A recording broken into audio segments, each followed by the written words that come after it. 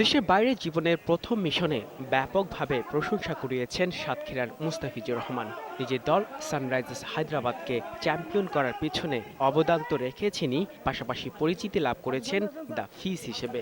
ক্রিকেটের বিগ লিগে খেলার এই অভিজ্ঞতা আগামীতে কাজে লাগাতে চান বলে জানান এই পেসার। আমি এখনো ছোট, সবসময় শিখতে চাই। সবাই অনেকেই ছিল, অনেক দেশের। চেষ্টা করব যদি আমার সামনে আরো সুযোগ থাকে এইটার ভিতর থেকে আরো ভালো কিছু দেখানোর।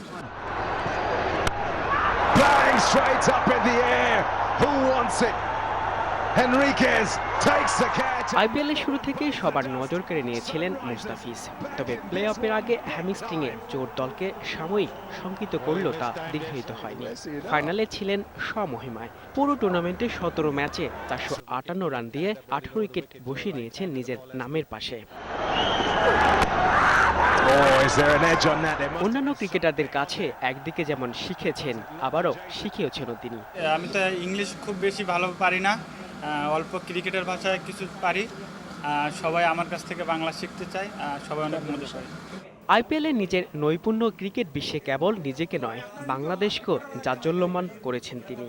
স্বাভাবিকভাবে এই তারকাকে স্বাগত জানাতে হাজির ছিলেন অনেকেই। এই অভিবাদনে আপ্লুত মুস্তাফিজ। শুরুটাও ভালো হয়েছে, শেষও ভালো হয়েছে, আপনাদের দোয়ায়। Rohit Majumdar, ATN news, Dhaka.